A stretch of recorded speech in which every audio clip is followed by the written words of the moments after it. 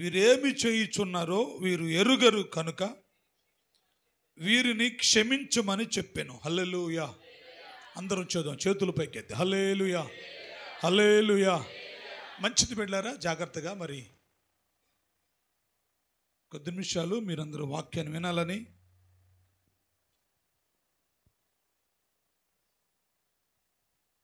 మీ అందరికీ మరి ప్రేమతో తెలియజేస్తా ఉన్నాం. మనం మరి కొన్ని రోజులుగా యెషూవా మెస్సీ వారి అడుగుజాడల గురించి మనం నేర్చుకుంటున్నాం. ఈ రాత్రి కూడా ఒక విషయాన్ని మనం త్వరగా ధ్యానం చేద్దాం. ఇప్పటికే సమయం చాలా అయింది. మరి కొద్ది నిమిషాలు మీ మనసుని వాక్యం మీద పెట్టాలని మీ అందరికీ ప్రేమతో తెలియజేస్తూ ఉన్నాను. హల్లెలూయా హల్లెలూయా. మంచిది బిడ్డలారా, మనం చదువుకున్న వాక్య భాగం మనకు బాగా తెలిసిన వాక్యం. యెషూవా మెస్సీ వారు చెబుతున్న మాట ఏంటంటే, తండ్రి వీరేమి చేయుచున్నారో వీరు ఎరుగరు కాబట్టి వీరిని ఏం చేయాలి? నువ్వు క్షమించాలా. అమ్మ ఏం చేయాలంట? క్షమించాలా.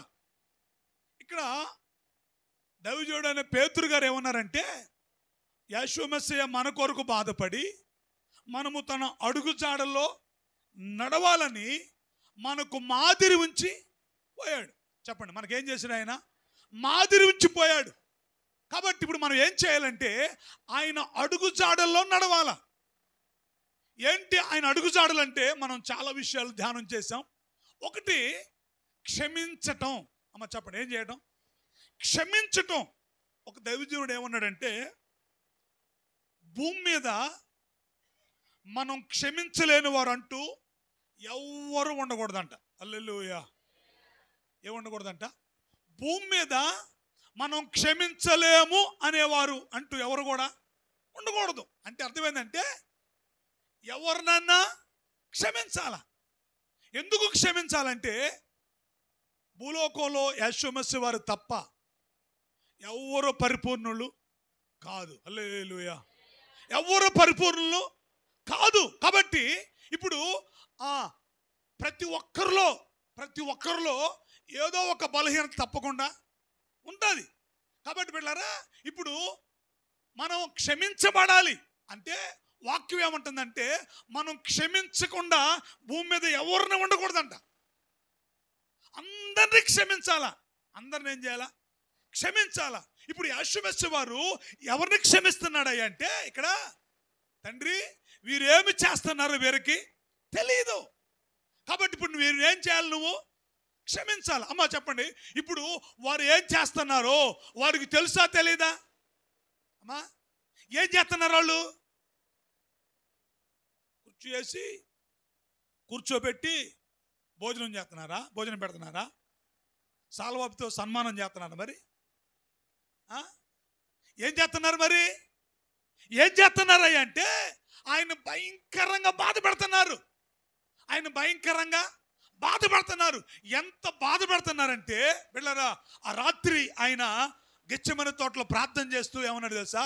నా తండ్రి సాధ్యమైతే ఈ గిన్నె నా వద్ద నుంచి నువ్వు తీసేయి. అంటే ఇప్పుడు ఆయన ఎంత బాధపడాలో, లేకపోతే ఆయన ఎంత బాధ పెడుతున్నారో ఆ గిన్నెలో ఆయనకి స్పష్టంగా కనపడుతుంది. ఇప్పుడు ఆ గిన్నెలో ఆయనకి అంత స్పష్టంగా కనపడుతున్నప్పుడు ఆయన ఏం చేయాలి తెలుసా? తప్పించమని అడగాల. ఇప్పుడు ఆ బాధ తెల్లారే అనిపిస్తున్న సమయంలో వారు ఆయన బాధ పెడతా ఉంటే, వారు ఇబ్బంది పెడతా ఉంటే, అది తెలిసి కూడా ఆయన ఏమంటున్నాడంటే, తండ్రి వీరేం చేస్తున్నారో వీరికి తెలియదు కాబట్టి నువ్వేం చేయాలంటే వీరిని ఏం చేయాలా? చెప్పండి, నోటితో చెప్పండి, ఏం చేయాలా? క్షమించండి. ఇప్పుడు మనమేం చేయాలంటే యెషూవా మెస్సీ వారు అడుగుజాడల్లో నడవాలా. ఏం చేయాలా? యెషూవా మెస్సీ వారు అడుగుజాడల్లో నడవాలి. ఇప్పుడు నడవడం అంటే అర్థం ఏంటి? నడవడం అంటే అర్థం ఏంటి? నడవడం అంటే అర్థం ఏంటి తెలుసా? అనుసరించటం, పాటించటం. యెషూవా మెస్సీ వారు ఎలాగైతే బ్రతికాడో, యెషూవా మెస్సీ వారు ఎలాగైతే జీవించాడో, యెషూవా మెస్సీ వారు ఎలాగైతే ఆ భూమి మీద ఈ 33.5 సంవత్సరాల్లో ఆయన ఎలాగైతే జీవించాడో, మనము కూడా అలాగే ఏం చేయాలా? జీవించాలా. ఇప్పుడు ఆయన మనకి ఇచ్చిన ఒక అడుగుజాడు ఏంటంటే క్షమించటం. చెప్పండి, ఏం చేయాలా? క్షమించటం ఎప్పుడు క్షమించాలో తెలుసా? ఎప్పుడు క్షమించాలో తెలుసా? చదవండి ఈ మాట కూడా, త్వరగా చదవండి. మార్కు సువార్త 11వ అధ్యాయం. మార్కు సువార్త 11వ అధ్యాయం 25వ వాక్యాన్ని చూడండి. 11:25.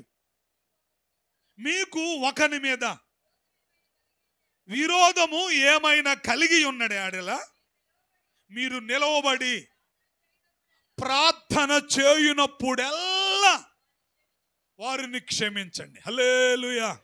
చేతుల పైకెత్తి చెబుతాం గట్టిగా అందరూ హల్లెలూయా. బిడ్డలారా, ఇప్పుడు ఏం చేయాలంటే మీకు విరోధముగా ఏం చేయాలంట? మీకు ఒకని మీద విరోధం ఏమైనా కలిగి ఉన్నాడు ఎడలా,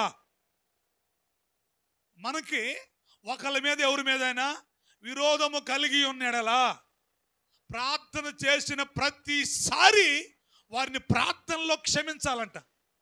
ఏం చేయాలంట అమ్మా? ఏం చేయాలంట? ఎప్పుడు? ప్రతిసారి క్షమించాలా. నువ్వు ఎప్పుడైతే ప్రార్థన చేస్తున్నావో, నువ్వు ప్రార్థన చేస్తున్న ప్రతి సందర్భంలో, నువ్వు ప్రార్థన చేస్తున్న ప్రతిసారి వారిని ఏం చేస్తుండాలా? క్షమించాలా. క్షమించాలా అంటే ఒకవేళ వారు మనకి ఎంత విరోధులైనా, వారికి మనకి ఎంత హాని తలపెట్టే వాళ్ళైనా, వారు మనకి ఎంత దుఃఖాన్ని కలగజేసే వాళ్ళైనా, వాళ్ళు మనకి ఎంత బాధ పెట్టేవాళ్ళైనా, వాక్యం మనం అనుకున్నంత సింపుల్గా ఉండదు.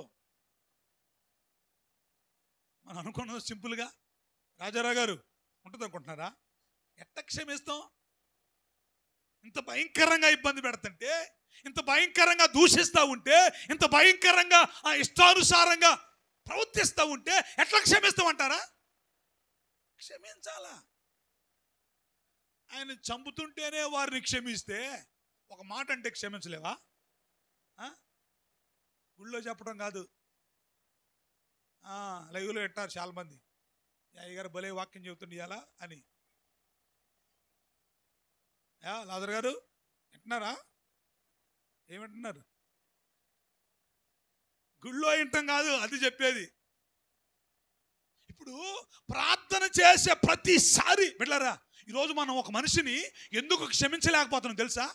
ప్రార్థనలో క్షమించలేకపోతున్నాం కాబట్టి బయటకు క్షమించలేకపోతున్నాం. ఒకవేళ కనుక నువ్వు ప్రార్థనలో వారిని క్షమించావనుకో ఆటోమేటిక్గా బయట కూడా వాళ్ళు ఏం చేస్తావు?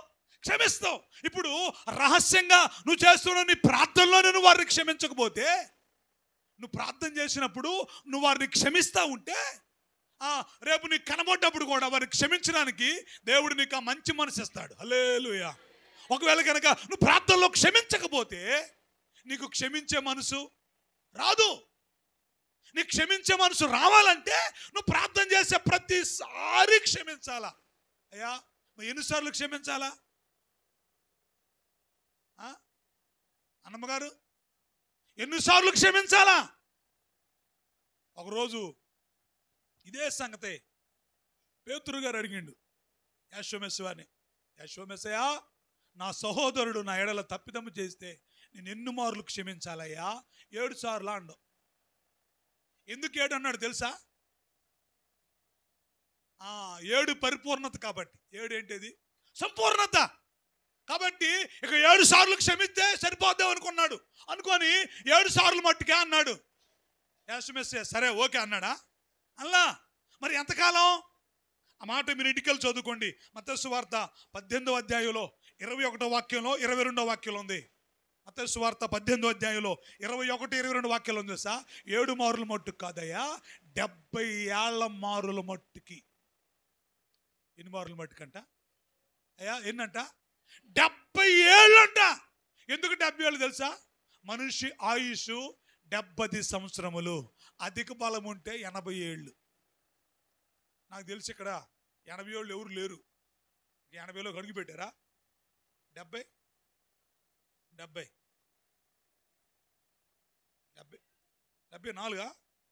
హల్లెలూయా. అయినా క్షమిత్రనే ఉండాలంట. 70 ఏళ్ల మారుల మట్టికి. అమ్మా ఎన్నిసార్లు అంట?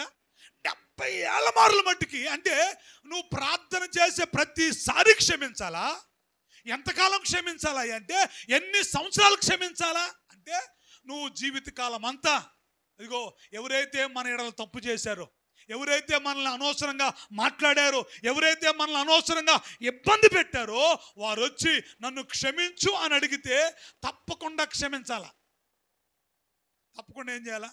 క్షమించాలా. ఎన్నిసార్లు అయినా. అందుకనే బిడ్డలారా, మన భూమి మీద క్షమించలేని ఏ మానవుడు కూడా ఉండకూడదు. పేతురుని యాషమేసు వారు క్షమించాడు కదా.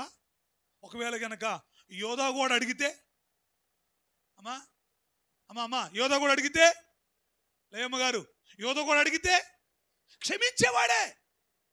ఆయనకి పేతురు యోధా సమానమే.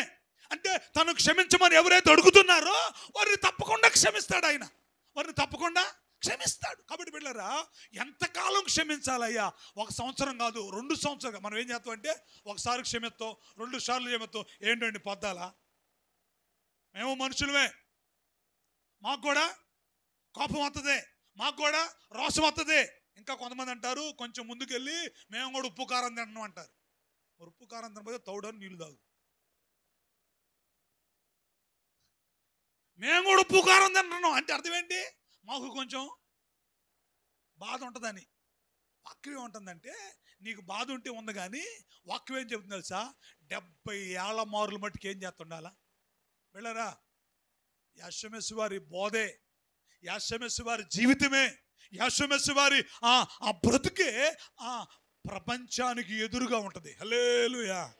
ఆయన అందరితో కలిసిపోయాడు కాదు. ఆయన మాటలైనా, ఆయన ప్రవర్తన అయినా, ఆయన విధానమైనా లోకానికి వేరుగా ఉంటుంది. లోకానికి ఎట్లా ఉంటుంది? వేరుగా ఉంటుంది. వ్యభిచారమందు పట్టబడింది ఒక ఆమె. రాళ్ళతో వస్తున్నారు, కట్టుకుంటూ వస్తుంటే ఆయన దగ్గరకు వచ్చారు. బోధకుడా, ఏం పాపం చేస్తా ఉంటే మాకు దొరికింది, మోషే ధర్మశాస్త్ర ప్రకారంగా ఏమో రాళ్ళతో కొట్టి చంపాలి, నువ్వేమంటావు చెప్పు అన్నారు. ఏమంటాడమ్మా ఆయన ఏమంటాడు? మనకు కథ తెలుసు కాబట్టి చెబుతున్నారు, మనకు ఆ కథ అంతా తెలుసు కాబట్టి మీరు చెబుతున్నారు క్షమిస్తాడని. మనం ఏమంటాం చెప్పండి? మనం ఏమంటాం? వాళ్ళని కాదు, ఇప్పుడు మన వనంగానే ఇప్పుడు రావాలా, మన వనంలో ఇప్పటికి రావాలా. ఇప్పుడు మనం ఏమంటాం? ఒక్కళ్ళం కూడా వాళ్ళని క్షమించండి అంటామంటే ఎందుకనో తెలుసా? వినండి జాగ్రత్తగా. వేరే వాళ్ళకి చెప్పడం చాలా సింపుల్. మన కాడికి వచ్చేసరికి చాలా కష్టం అనిపించింది. మన కాడికి వచ్చేసరికి చాలా బాధ అనిపించింది. యాషమేసు అంటే క్షమిత్తారంట. యాషమేసు ఏం చేస్తారంట? క్షమిత్తారంట. మనం ఏం చేద్దాం? ఆయన ఏమన్నాడంటే, అమ్మా నేను కూడా వాళ్ళు ఏం చేయలేదా? నేను కూడా ఏం చేయను. అయితే ఇక ఏం చేయొద్దు, ఇక పాపం చేయొద్దని అక్కడి నుంచి ఆమెను పంపివేశాడు. హల్లెలూయా. బిడ్డలారా, ఇదిగో అందుకనే యాషమేసు వారి మార్గం అంటే, యాషమేసు వారి బోధ అంటే, యాషమేసు ప్రవర్తన అంటే ఈరోజు ప్రపంచానికి ఎందుకు ఇబ్బందో తెలుసా? ఒకరోజు మన ఈ మధ్య ఎడ్వర్డ్ విలియమ్స్ గారు ఒక అద్భుతమైన మాట మాట్లాడారు. అసలు ఆ మాట నేను నా ఫేస్బుక్లో షేర్ చేశా. ఏమన్నాడు తెలుసా? బైబిల్ ఎందుకు తగలబెడతారు తెలుసా అన్నాడు. ప్రపంచంలో చాలా మత గ్రంథాలు ఉన్నాయి. ఉన్నాయా లేవా? చాలా మత గ్రంథాలు ఉన్నాయి. మరి ఏ గ్రంథాన్ని తగలబెట్టకుండా కేవలం బైబిల్ మాత్రం ఎందుకు తగలబెడుతున్నారు చెప్పండి? ఆయన అన్నాడు, బైబిల్ అంటే ఒక్కొక్కడికంట, ఏమందంట, బైబిల్ జోలికి వస్తే చాలు.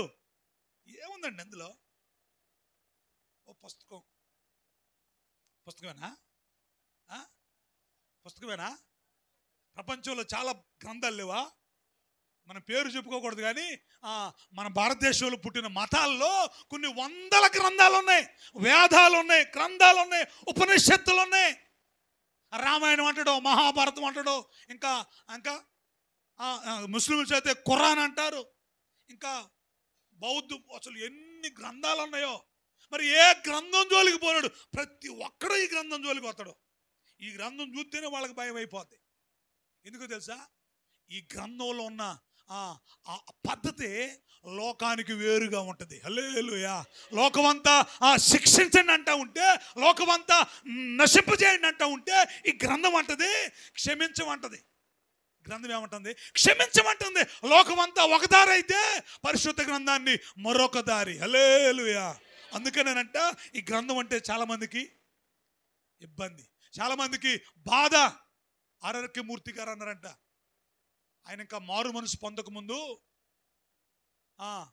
వాళ్ళు చెప్పారంట, ఆయన మంచి పండితుడంట. ఆయన అప్పుడు రోజుల్లో ఇంచుమించు ఒక 50 సంవత్సరాల క్రితమే టీవీలో రేడియోలో వాక్యం చెప్పాడు. ఆయన రేడియోలో వాక్యం చెప్పాడు. గొప్ప సేవకుడు ఆయన. బ్రాహ్మణ కుటుంబంలో పుట్టాడు. ఆయన మారు మనసు పొందక ముందు ఏంటి అందరు బైబిల్ని చదువుతున్నారు, అందరూ యేసు వారిని వెంబడిస్తున్నారేంటి, నేను బైబిల్ చదివి బైబిల్లో తప్పులని లోకానికి చెబుతా అనుకొని బైబిల్ చదవడం మొదలుపెట్టిండంట. ఎలాగైనా సరే బైబిల్ చదవాలా, బైబిల్లో చాలా తప్పులు ఉన్నాయి, బైబిల్లో తప్పులని ఏం చేయాలి నేను పట్టుకొని లోకానికి బైబిల్ ఏం చేయాలా బాహాటంగా చెప్పాలని బైబిల్ చదవడం మొదలుపెట్టాడంట. అట్లా పెట్టారా? బైబిల్ చదువుతున్నాడు. పాత్రను బాగానే చదివిండు. నవ్వు అనిపించింది, కొన్ని ప్రశ్నార్థకంగా ఉన్నాయి, కొన్ని ఆలోచింపు చేసినాయి, కొన్ని సందేహాన్ని పుట్టించినాయి. అయితే క్రొత్త నిబంధన చదవడం మొదలుపెట్టాడు. ఎప్పుడైతే మత్తయి సువార్త, మార్కు సువార్త, లూకా సువార్త, యోహాను సువార్త చదవటం మొదలుపెట్టాడో, యోహాను సువార్తకు వచ్చేసరికి మారు మనసు పొందుకున్నాడు. హల్లెలూయా. ఎందుకో తెలుసా? బైబిల్లో ఆది కాండం నుంచి మలాకి గ్రంథం వరకు చరిత్ర ఉంది. ఏముంటుంది? చరిత్ర ఉంది. మత్తయి సువార్త, మార్కు సువార్త, లూకా సువార్త, యోహాను సువార్తలో యేసు వారి జీవితం ఉంది, ఆయన ప్రవర్తన ఉంది, ఆయన నడవడిక ఉంది, ఆయన అడుగుజాడలు ఉన్నాయి. వెంటనే ఆ వాక్యం చదివిన తర్వాత మారు మనసు పొందుకొని బాప్తిసం పొందుకున్నాడంట. ఈలోపు వీళ్ళంతా వచ్చారంట, యారా ఏందిరా ఈ పని చేసినవు అంటే, ఆయన అన్నాడంట, నేను బైబిల్ చదువుతుంటే బైబిల్ నన్ను చదువుతుందంట. బైబిల్ ఏం చదువుతుందంట? నేను బైబిల్ చదువుతుంటే బైబిల్ ఏం చేస్తుంది? నన్ను చదువుతుంది. ఇప్పుడు మీరు బైబిల్ ఎందుకు చదవట్లేదు తెలుసా? బైబిల్ మీ బతుకంతా బయట పెట్టిద్దని. బైబిల్ నిన్ను చదివిద్దని నువ్వు బైబిల్ జోలికి పోట్లా. అందుకే మీరు బైబిల్ చదవట్లా.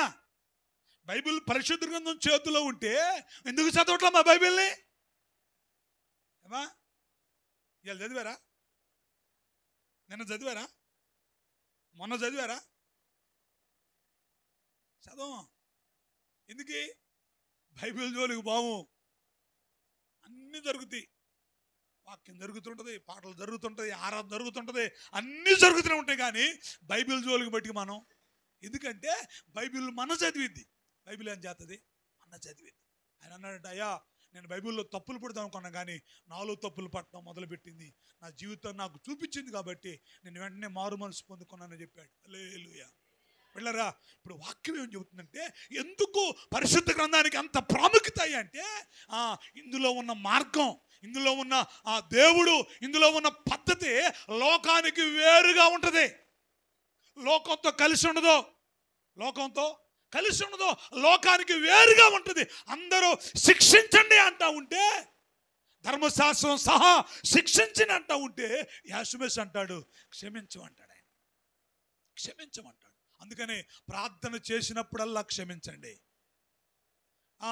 ఎంత కాలమైనా, ఎన్ని రోజులైనా ఏం చేయాలా? క్షమించాలా. నీకు వాళ్ళు ఎంత ఇబ్బంది పట్టినా క్షమించాలా, నిన్నెంత దుఃఖపెట్టినా క్షమించాలా, నిన్నెంత అవమానాల పాలు చేసినా క్షమించాలా. ఎట్టాగయ్యా? ఎట్టయ్య గారు నోరు పట్టిన మాటలు అన్నారు అయ్య గారు. ఏం పట్టిన మాటలు అంట? నోరు పట్టింది కాబట్టి అన్నారు. ఏమా? నోరు పట్టింది కాబట్టి నోరు పట్ల మాటలు ఎట్ట క్షమించావు? నువ్వు బాగానే చెబుతూ కానీ దీనమ్మ గారు,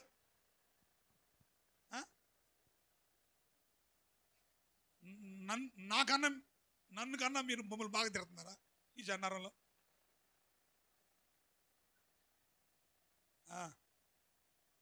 మళ్ళీ గానేందుకు? కానీ ఎందుకు మళ్ళా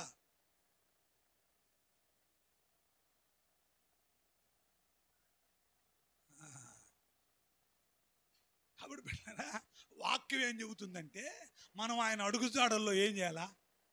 ఇప్పుడు ఇవాళ కాకపోతే రేపని చచ్చిపోతామండి. ఇప్పుడు మనం మందిరం కట్టించిన మాత్రం బతుకుతూ ఉంటాను ఏమ్మా, బతకం. రేపైనా చస్తాం, ఎల్లుండన చస్తాం, 25లో చావచ్చు, 26లో చావచ్చు, 20 ఎప్పుడన్నా చావాల్సిందే, ఎప్పుడన్నా చావాల్సిందే. కాబట్టి ఇప్పుడు చచ్చిపోయే మనం ఏం చేయాలంటే ఎట్టాగా సత్యవంతంగా తెలిసి ఏం చేయలేదు వాక్యానుసారంగా నడిస్తే యేసుమేసు వారు అడుగుజాడల్లో మనం నడిచామనుకోండి మనకు మేలు కలిగింది. హల్లెలూయా. కాబట్టి వెళ్ళారా ఎంత కాలమైనా క్షమించాలా, ఎంత కాలమైనా క్షమించాలా. క్షమిస్తే ఏం జరిగిద్ది, క్షమించకపోతే ఏం జరిగిద్దు? 3 మాటలు చెబుతా. క్షమిస్తే ఏం జరిగిద్ది, క్షమించకపోతే ఏం జరిగిద్ది? 1 లూకా సువార్త, త్వరగా చదవండి, ప్రార్థన చేద్దాం త్వరగా. లూకా సువార్త 6వ అధ్యాయం 38వ వాక్యం చూడండి. లూకా సువార్త 6వ అధ్యాయం. క్షమించండి అప్పుడు మీరు క్షమించబడతారు. హల్లెలూయా. చెప్పండి చెప్పండి, హల్లెలూయా. కొంతమందికి క్షమించడం అంటే అసలు ఇష్టం ఉండదు. అమ్మా ఏనండి, ముఖ్యంగా తల్లులు మీరు అనాలి, అందరూ క్షమించడం అంటే అసలు ఇష్టం ఉండదు. మీకు ఒకసారి చెప్పినా, నేను మళ్ళా చెబుతున్నా. పాలెంగిచ్చో గారి చర్చిలో ఒక అత్త కోళ్ళు వస్తారంట ప్రార్థనకి. ఏ చర్చి కానీ అత్త కోళ్ళు వస్తుంటారులే. ఆమె కోసం ప్రార్థన చేస్తానంట, జబ్బు తగ్గట్లేదంట. ఎంతో ప్రార్థన చేసినా జబ్బు తగ్గట్లేదు. ఉపవాస ప్రార్థనలు అవుతున్నాయి, సంఘం ప్రార్థన చేస్తుంది, వ్యక్తిగతంగా దైవజనుడు ప్రార్థన చేస్తున్నారు, అందరూ ప్రార్థన చేస్తున్నారు, కానీ ఆమెకున్న రోగం పోవట్లేదంట. ఒకరోజు అంట గట్టిగా అయ్యా ఏంటి అయ్యా మేము ఇంతకాలంగా ప్రార్థన చేస్తుంటే ఆమెకు ఎందుకు నువ్వు స్వస్థ చేయట్లేదయ్యా, లోపం ఎక్కడుందో మా దగ్గర ఉంది, ఆమె దగ్గర ఉంది చెప్పు అంటే ఆమె దగ్గరే ఉంది అన్నట్టు. ప్రార్థన మానేయడం ఆపి మళ్ళీ మందిరానికి వచ్చింది. అడిగింది, అమ్మా తగ్గిందా అన్నంట. తగ్గలేదంటే తగ్గదా అన్నంట. తగ్గదంటే అదేంది అయ్యగారు అట్ట అంటున్నావు, అయ్యగారు అట్ట అనకూడదు, అయ్యగారు అట్ట అంటే జరిగిద్ది అంటే తగ్గదమ్మా అన్నంట. ఏ నువ్వు ఎవరి మీద పగబెట్టుకున్నావా అన్నంట. నాకు అసలు ఎవరి మీద పగలేదయ్యా. ఈ చిత్రం చెప్పంటారా?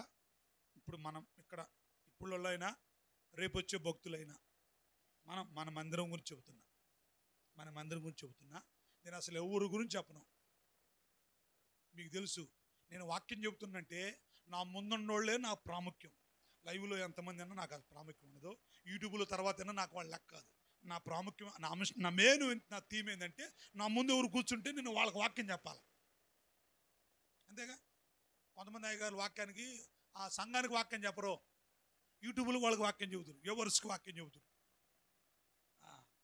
చాలామంది అటు చెబుతారు, నేను అట్ట కాదులే. కానీ ఇప్పుడు మీరైనా రేపు వచ్చే భక్తులైనా ఒకవేళ రేపు ఎవరు రాకుండా ఆపాయి వచ్చే వారం మొత్తానికి మన వాళ్ళు ఏం చేస్తారు తెలుసా, మందిరంలో కూర్చోటానికి కూడా భయపడుతున్నారు పక్కన వాళ్ళతో. ఏమో ఎవరు కూర్చుంటారు, ముందు ఎవరు కూర్చుంటారు, వెనక ఎవరు కూర్చుంటారు, భయం. చూసుకోవాలా. ఒకవేళ గనక కర్మగాలి మీ శత్రువు కూర్చుందనుకో నీ పక్కన, ఇక ఆయన ప్రార్థన ఉండదు, ఆరాధన చేయలేవు, చేయి తగులుతేమో, లేచిపోయింది అంటారేమో అని మన సచ్చిని శవలాకి ఇట్లా బెగపట్టి అట్నే కూర్చుంటారు. ఎందుకండి అంత బాధ ఎందుకండి? క్షమించరాదు, మాట్లాడరాదు, గుళ్ళో కూడా. అందుకని నేను ఒక మాట చెబుతున్నా, అందరూ అలా ఎవరు ఒకసారి కూర్చోవద్దు. దేనమ్మ గారు కూడా ఎవరు ఒకసారి కూర్చోవద్దు. వినపడుతున్న మాట. కొంతమంది ప్లేసుల్ని ఆక్రమించుకుంటున్నారు, ఇది మీకు రిజర్వేషన్ కాదు. ఎవరు ఒకసారి కూర్చోవద్దు. ముందు ఎవరు వస్తే వాళ్ళు క్రమంగా కూర్చోండి. ముందు వస్తే ఎవరు వస్తే వాళ్ళు క్రమంగా కూర్చోండి. ఇప్పుడు అమ్మగారు ముందు వస్తుంది, అమ్మగారు అక్కడ కూర్చుంటుంది, అమ్మగారు తర్వాత ఎవరు వస్తే వాళ్ళు అక్కడ కూర్చోండి, ఆ తర్వాత అక్కడ కూర్చోండి. ఈ లైన్ నిండిన తర్వాత ఆ లైన్లో కూర్చోండి. వెనక్కి కూర్చోవద్దు. దేనమ్మ గారు, అది మీ చోటేం కాదు.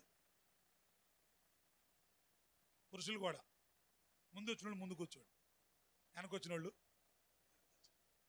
ఎందుకు తెలుసు ఎందుకు అలా చేయలేకపోతున్నాం అంటే మనం ఇంకా వారిని క్షమించలేకపోతున్నాం. క్షమించుడి, మీరు క్షమించబడతారు. క్షమించకపోతే అమ్మా కేజమ్మ గారు, క్షమించకపోతే క్షమించబడో. నువ్వు క్షమిస్తేనే, నేను మరలా చెబుతూ పెట్టారా, బలహీనతలు అనేవి పొరపాట్లు అనేవి అందరి దగ్గర ఉన్నాయి. లేవా? అసలు నా దగ్గర ఏ బలహీనత లేదు, నా దగ్గర ఏ తప్పు లేదు అని మీకు చెప్పండి, మీకు దండం పెడతాం. అమ్మా ఐలమ్మ గారు, అమ్మా సమాధానమ్మ గారు, క్షమించండి. క్షమిస్తే ఏమైతాయంటే క్షమించబడతాం. క్షమించబడాలంటే క్షమించాల, క్షమించబడాలంటే క్షమించాల. మనందరం అదే పరలోక ప్రార్థన చేస్తున్నాం. పరలోకమందున్న మా తండ్రి, చేయండి అందరూ, నీ నామం పరిశుద్ధపరచబడును గాక. అయ్యా బయట ఉన్న వాళ్ళకి చెప్పండి, నీ రాజ్యం వచ్చును గాక, నీ చిత్తము పరలోకమందు నెరవేరుచున్నట్లు భూలోకమందు. నేడు మా అనుదిన ఆహారం మాకు దయచేయుము. మా రుణస్థులను మేము క్షమించిన ప్రకారము, మా రుణస్థులను మేము క్షమించిన ప్రకారము మా రుణములను క్షమించండి. క్షమించని ప్రకారం క్షమించమాకండి.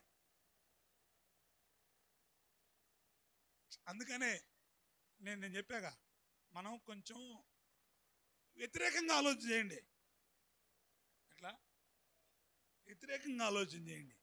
క్షమిస్తే క్షమించయ్యా, క్షమించకపోతే వద్దయ్యా అని మనమే ప్రతి వారం ప్రతిరోజు ఉదయాన్నే సాయంత్రం పడుకునే ముందు ఖచ్చితంగా ఈ ప్రార్థన, క్షమిస్తే క్షమించబడతాం, క్షమించకపోతే క్షమించబడం. వెళ్ళరా, ఈరోజు మన ప్రతి పాపం క్షమించబడాలంటే మనం కూడా ఏం చేయాలి తెలుసా? అంటే క్షమిస్తేనే క్షమించబడతాం. రెండో మాట కూడా చూడండి, మత్తయి సువార్త 18వ అధ్యాయం 34వ వాక్యం చదువుదాం. మత్తయి సువార్త 18వ అధ్యాయం 34వ వాక్యం చదవండి. అందుచేత వాని యజమానుడు కోపపడి తనకు అచ్చి ఉన్నదంతయు చెల్లించు వరకు బాధపరుచు వాని చేతికి వాడిని అప్పగించెను. హల్లెలూయా. చెబుదాం గట్టిగా అందరూ, రెండు చేతుల పైకి ఎత్తి హల్లెలూయా. మరోసారి చెబుదాం గట్టిగా అందరూ హల్లెలూయా. క్షమిస్తే క్షమించబడతాం. రెండోది, క్షమించకపోతే అంత బాధపరచబడతామంట. ఒక ఆయన అప్పు ఉన్నాడంట. అడిగిన, నా అప్పులు నాకి, నా డబ్బులు నాకి అన్నాడంట. ఆయన అన్నాడంట, క్షమించాయా, నీ దండం పెడతా, లేవయ్యా క్షమించని ప్రాధేయపడ్డాడు, అడిగాడు, ఏడ్చాడు, కాళ్ళు పట్టుకున్నాడు.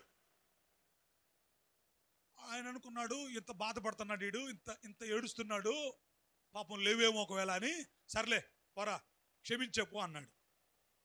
అన్నప్పుడు క్షమించబడ్డాడు, వెళ్తున్నాడు.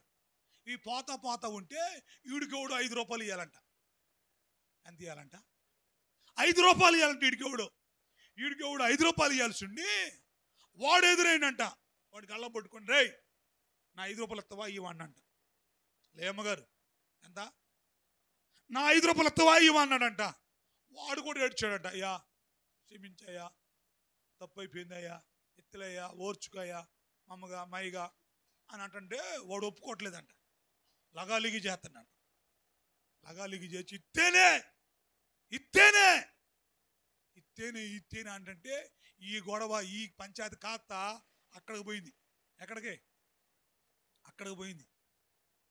ఆడొచ్చిండు, రా నేను నీకు ఎంత క్షమించిర్రా? ఎంత? 3000 అయ్యా. ఎంత? 3000. వాడెంత నీకు బాకీ ఉంది? 5 రూపాయలు. నేను ఎక్కువ క్షమించినా నువ్వు ఎక్కువ క్షమిస్తున్నావా? నేను నీకు ఇంత క్షమిస్తే నువ్వు వాడిని ఒక్కడు కూడా క్షమించలేకపోతున్నావే అని చెప్పి నువ్వు కడపడి కాసు చెల్లింతే అంతవరకు 1 రూపాయి కూడా విడిచిపెట్టను. నీ బాకీలో ఎంత? ₹1 కూడా విడిచిపెట్టి చెప్పి ఆయనంట బాధపరచు వారి చేతికి అప్పగించినంట. నువ్వు అచ్చి ఉన్నది ఇచ్చేంత వరకు, అంటే నువ్వు నాకు ఎంతైతే అప్పు ఉన్నావో, నువ్వు నాకు ఎంతైతే ఇయ్యాల్సి ఉన్నావో అది ఇచ్చేంత వరకు నేనేం చేయను, విడిచిపెట్టను.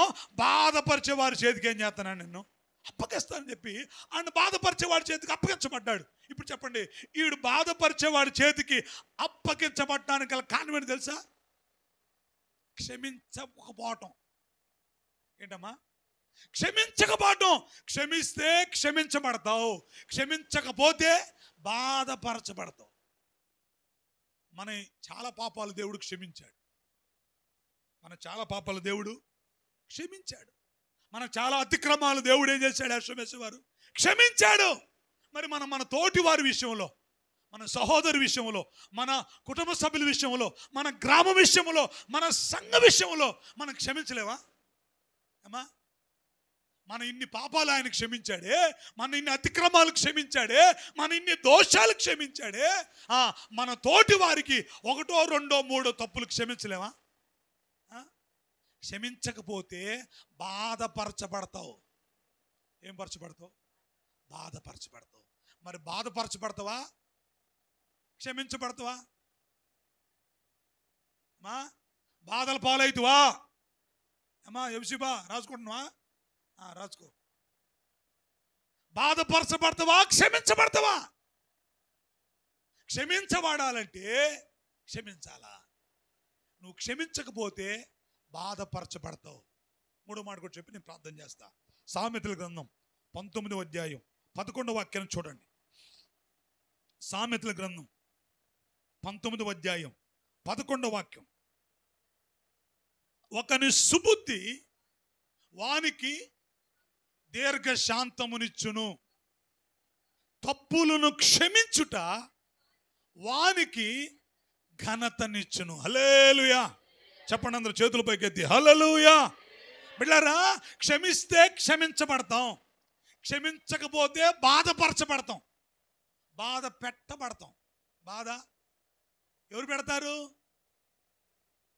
ఎవరు మన బాధ పెట్టేది? మన ఎవరైతే క్షమించారో ఆయన బాధ పెడతారు. మన ఎవరైతే క్షమించారో ఆయన బాధ పెడతారు. కాబట్టి మనుషులు బాధ పెడితే కొంతకాలం బాధ పెడతారు, కొన్ని రోజులు బాధ పెడతారు, కొన్ని నెలలు బాధ పెడతారు, కొన్ని సంవత్సరాలు బాధ పెడతారు. దేవుడు బాధ పెట్ట మొదలు పెట్టాడు అనుకో, మనుషుల బాధే నయం అనిపించాలా? ఏమనిపించాలా? అమ్మో, మనుషుల బాధే నయం అనిపించాలా దేవుడు బాధ పెట్ట మొదలు పెడితే. కాబట్టి నువ్వు అలా దేవుని నిన్ను బాధ పెట్టకుండా ఉండాలంటే నిన్ను ఆయన క్షమించాడు. కాబట్టి మనం కూడా ఏం చేయాలి? క్షమించాలి. 3వదిగా క్షమించటం అంట అట్టి వానికి ఘనత అంట. అట్టి వానికి ఏంటంట? ఘనత. ఘనత. మనం అనుకుంటాం ఏది క్షమిస్తే వచ్చిందండి ఇన్ని మాటలు అంటే.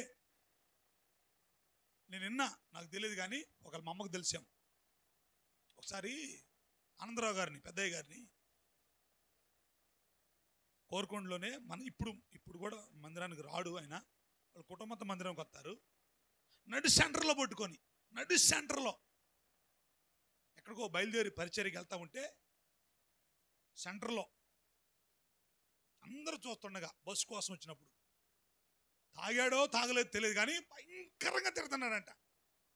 అసలు ఎంత భయంకరంగా అంటే అసలు వినలేక, జనం వినలేక చెవులు మూసుకొని అక్కడి నుంచి వెళ్ళిపోయారంట. కొంతమంది అసలు చాలా మంది వెళ్ళిపోయారంట. ఒక్కడు కూడా ఎవరు అనలా. సరే, అది వేరే విషయం. భయంకరంగా తిట్టారంట, భయంకరంగా తిట్టారంట. ఆయన తిడుతున్నాడు, తిట్టాడు, తిట్టి కలిసిపోయాడు. ఈ లోపల బస్సు వచ్చింది. మొత్తానికి అయ్యగారు బస్సు ఎక్కి వెళ్ళిపోయాడు. హల్లెలూయా. బస్సు ఎక్కి వెళ్ళిపోయాడు. ఆ రోజు కోట ముగించుకోండు, మళ్ళీ ఆ రోజు పగులు కొడుకోండు. మొత్తం సాయంకాలానికి వచ్చారికి సాయంకాలం పంచాయత్ జరుగుతుంది. పంచాయత స్కూల్లో, అప్పుడు పాత స్కూల్ ఉందిగా ఎదురుగా, అక్కడక్కడే పంచాయత్ కాలనీ పంచాయత్ జరుగుతుంది. స్కూల్లో పంచాయత్ జరుగుతుంది. అయ్యగారు జనవంతులు గుంపులు కూడా ఉన్నారు. అయ్యగారికి అర్థంగా ఇదేంది మా ఇంటికాడు అంటే అయ్యగారు వీళ్ళు పక్కనేగా, ఇదేంది గుంపులు కూడా ఉన్నారు అనుకొని భయంగా వస్తున్నాడు. పాపం వచ్చరికి జనం అందరూ కూర్చున్నారు. ఆయన మధ్యలో నిలబెట్టారు. చెప్పరా ఇప్పుడు ఏం చేయాలి చెప్పు, నిన్ను ఏం చేయాలి? సావుకుండా పట్టుకొని ఏమనకుండా అన్యాయంగా అక్రమంగా అంత భయంకరంగా నువ్వు మాట్లాడతావా అని అంటున్నారు. ఈలోపు అరే అయ్యగారు వచ్చిండు అన్నారు. ఇప్పుడు ఏమనుకున్నారు జనం ఏముంది తెలుసా? ఇంతమంది నా పక్షం ఉన్నారు కాబట్టి, ఇంతమంది నా పక్షంగా ఉన్నారు, ఈడొక్కడే నాకు వ్యతిరేకంగా ఉన్నాడు కాబట్టి చెప్పండి, ఏడు పక్షంగా ఉండాలా ఆడి పక్షంగా ఉండాలా? నోరు తెరిచి చెప్పండి, నోరు తెరిచి చెప్పమంటున్నాను నేను, నోట్లోగా చెప్పండి. అమ్మా కొంతమంది చెప్పండి, నోరు తెరవట్లా. ఇంతమంది నా పక్షంగా ఉన్నారండి, ఆడొక్కడే ఇప్పుడు వీళ్ళ పక్షంగా ఉంటే అయిపోద్ది అనుకుంటారంట. మనం ఇంతమంది అయ్యగారు సపోర్ట్ చేసినగా అయ్యగారు మనకే సపోర్ట్ చేస్తారు అనుకుంటున్నారంట వీళ్ళు. అయ్యగారు లేకుండా పిలిపించును సపోర్ట్ చేస్తారు అనుకున్నారంట. అయ్యగారు చెప్పండి, ఈడన్న మాటలకే మేము తట్టుకోలేకపోయాను, అందుకే చేస్తాను. రే అయ్యగారు కాళ్ళు పడుకో అన్నారంట. మీరు నమ్ముతారా? అయ్యగారు వెళ్ళి ఆయన కాళ్ళు పట్టుకొని, ఎవరు వెళ్ళి? అయ్యగారు వెళ్ళి ఆయన కాళ్ళు పట్టుకొని, నేను నిన్ను క్షమించా, నువ్వు నా కాళ్ళు పట్టుకోవద్దు అని అంటే, అప్పుడు దాకా ఉన్న కథ అంతా ఒక సీన్ అంతా ఒక తీరుగుంది. మీరు సీరియల్ చూసేవాళ్ళుగా మీకు బాగా తెలిసింది. కొన్ని క్లైమాక్స్కి వచ్చేసరికి, కొన్ని సీరియళ్ళు చివరి దశకు వచ్చేసరికి అప్పుడు దాకా సంతోషంగా ఉంటే ఉన్నట్టుండి తొక్కలోకి వెళ్ళిపోతాయి. కొన్ని ఏమో అప్పుడు దాకా తొక్కలో ఉంటే ఉన్నట్టుండి సంతోషం వస్తుంది. ఇప్పుడు దాకా వీళ్ళు అనుకున్నారు, ఏమో సంతోషపడ్డారు, అది ఇది అనుకున్నారు. అక్కడికి వచ్చేసరికి కథ అంతా రివర్స్ అయిపోయింది. చేప కూడా వెళ్ళిపోతున్నాడు. అయ్యగారు ఈయన కోసం మేము ఇంత చేస్తే, ఈయన కోసం మేము ఇంత చేస్తుంటే ఈయన ఈ పని చేస్తారా, ఈ పని చేస్తారా, మరి ఏ పని చేయాలా? ఏం పని చేయాలా? ఏం పని చేయాలి చెప్పండి అమ్మ, నోరు తెరిచి 4 మాటలు. ఏం చేయాలమ్మా దెబ్బరా గారు? అప్పుడు నీకు సంతోషం ఉంటుందా? అదేనా SMS ఎవరు అడుగుతాడా? అమ్మా అదేనా మనం నేర్చుకునేది? అందుకేనా మందిరానికి వచ్చేది? కాదు. పగ తీర్చుకోవడానికి, ప్రతీకారం తెచ్చుకోవడానికి మందిరం రానవసరంలా. లోహోలు ఉంటే చాలు. హల్లెలూయా. చేతులు పైకెత్తి చెప్పండి, నోరు తెరిచి హల్లెలూయా. పగలు పెట్టుకోవడానికి, ప్రతీకారం తీర్చుకోవడానికి మందిరం అవసరంలా, ఈ దేవుడు అవసరంలా.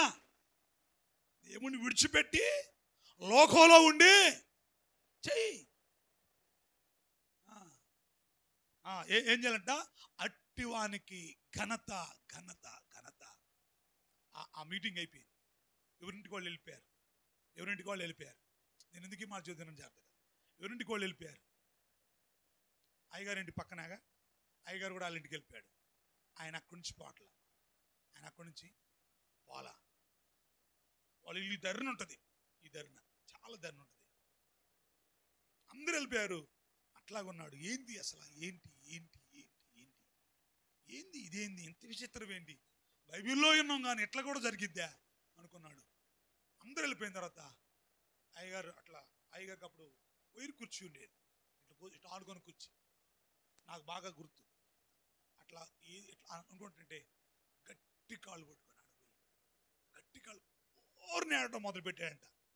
ఈ రోజు వరకు మళ్ళీ జ్యోతి, ఈ రోజు వరకు అయ్యగారు చచ్చిపోయాడు. ఇప్పుడు అయ్యగారు కొడుకు సత్యవదయ్య గారు అయ్యగారు అయ్యిండు. ఈ రోజు వరకు అయ్యగారిని ఎవడన్నా ఒక్క మాట ఏదైనా అంటే ఊగోడు. నేను ఎందుకు ఈ మాట చెబుతున్నానంటే, అది ఘనత. అదేంటది ఘనత. ఒకవేళ కనుక ఆ రోజు అట్లా కాకుండా వ్యతిరేకంగా జరుగుంటే, కాబట్టి పిల్లారా, క్షమించటం అనేది ఘనత.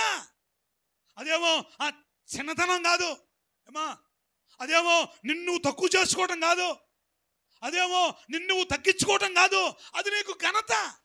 అదేంటిది నీకు ఘనత. క్షమిస్తే తెలిసిద్ది ఆ ఘనత ఏంటో, ఆ గొప్పతనం ఏంటో, ఆ విలువ ఏంటో. క్షమించకపోతే నీకేం తెలుస్తుంది అమ్మా? క్షమించబోతే నీకేం తెలిసింది? నువ్వు క్షమిస్తే ఆ క్షమించడంలో ఉన్న ఆ ఆశీర్వాదం ఏంటో, ఆ ఘనత ఏంటో ఆయనకు తెలిసింది. ఒకవేళ బిడ్డలారా జాగ్రత్త, మీరు వినండి, ప్రార్థన చేద్దాం.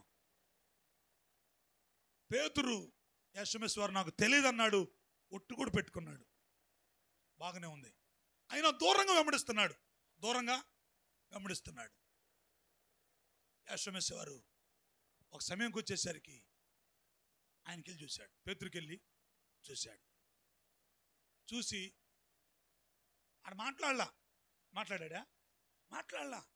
ఇప్పుడు ఆయన చూసిన ఆ చూపే, ఆ ఒక్క చూపే, చూపులు కూడా రకాలు ఉంటాయి, ఇక మీకు చెప్పే పని లేదు.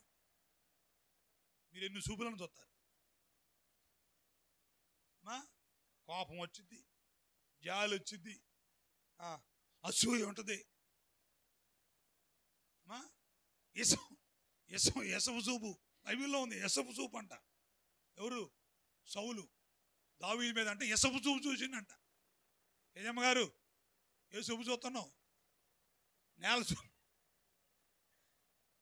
ఏం చేస్తావు?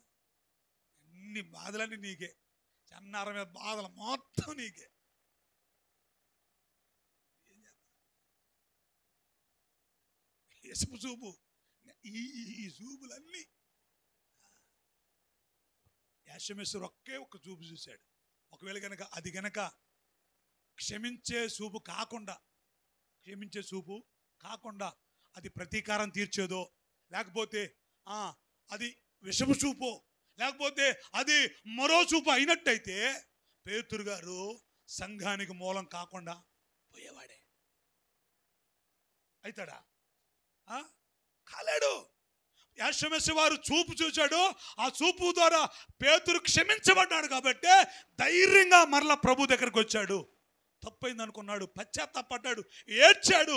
ఆ రోజు మొదలుకొని మరలా తను చనిపోయేంత వరకు ఆయన కొరకు నమ్మకంగా బ్రతికాడు. హల్లెలూయా.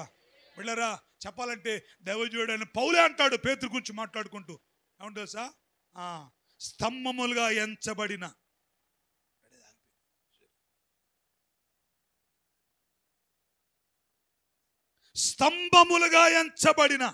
ఎవరంట?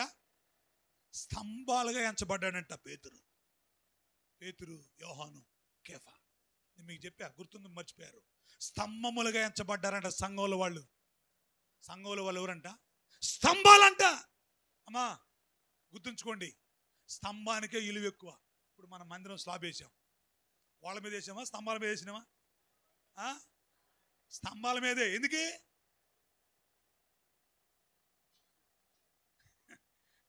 తొందరగా వేద్దామని. హల్లెలూయా. స్తంభం మీద స్తంభానికి అంత విలువ. ఇప్పుడు సంఘంలో స్తంభాలు ఎవరంటే పేతురు, యోహాను, యాకోబు. ఇప్పుడు ఎందుకు పేతురు స్తంభం అయ్యాడు తెలుసా? క్షమించబడ్డాడు కాబట్టి. ఏమయ్యాడు? క్షమించబడ్డాడు కాబట్టి స్తంభం అయ్యాడు. అదే కనుక క్షమించబడలేదనుకో, ఆ ఘనత ఈరోజు దైవజనుడైన పేతురు గారికి రాకపోను.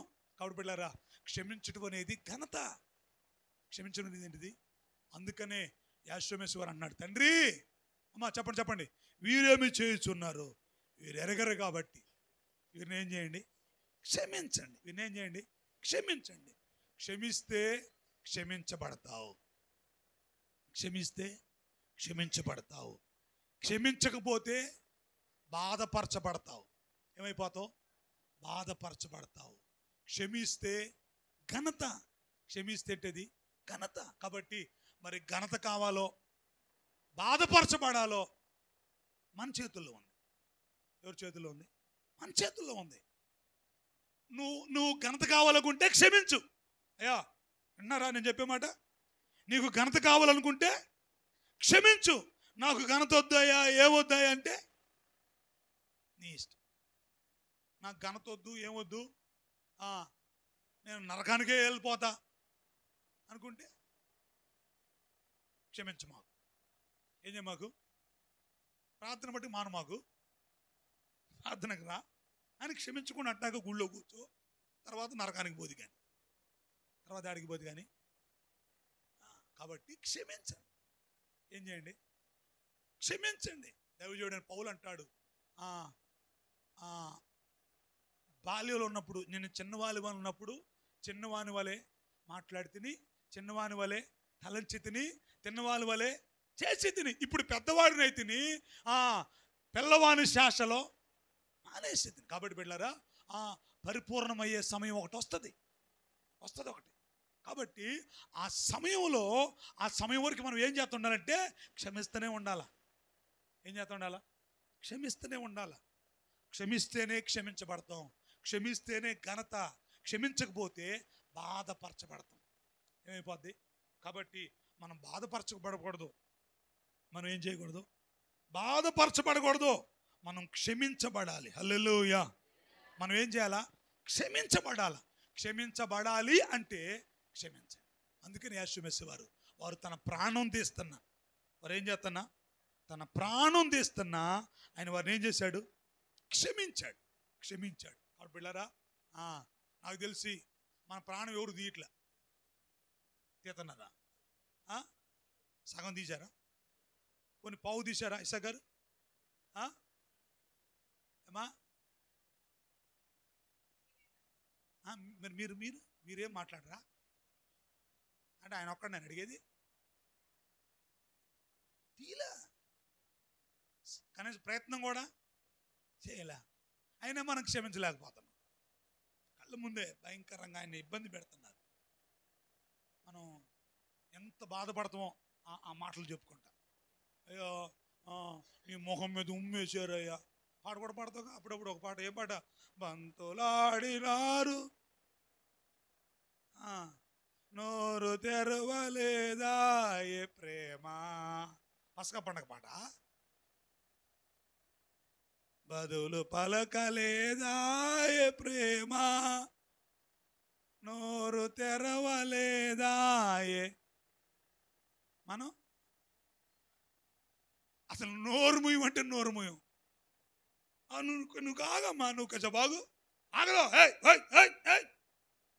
అప్పుడే వస్తాయి అన్నీ గుర్తొస్తాయి. నువ్వు ఆగమంటే ఆగరు. అసలు మిమ్మల్ని ఆపట్ట. అమ్మో మీకు మన్నాలు తల్లి. కాబట్టి వెళ్ళారా, అడుగు జాడల్లో నడవాలి. అమ్మ చెప్పండి, ఏం చేయాలా? అడుగు జాడల్లో. ఇప్పుడు నేను ఇన్ని వారాలుగా ఎందుకు చెబుతానుకున్నారు ఇవన్నీ? ఏమా మీకు తెలుసా? నేను ఆల్రెడీ కొన్ని సంవత్సరాల క్రితం ఈ విషయాలు చెప్పా. నేను యేసు అడుగు జాడలని చెప్పా నేను. మరి మీకు గుర్తుందో గుర్తులేదో చెప్పా. మరలా ఎందుకు చెప్పాలంటే అవే మనకు ప్రాముఖ్యం.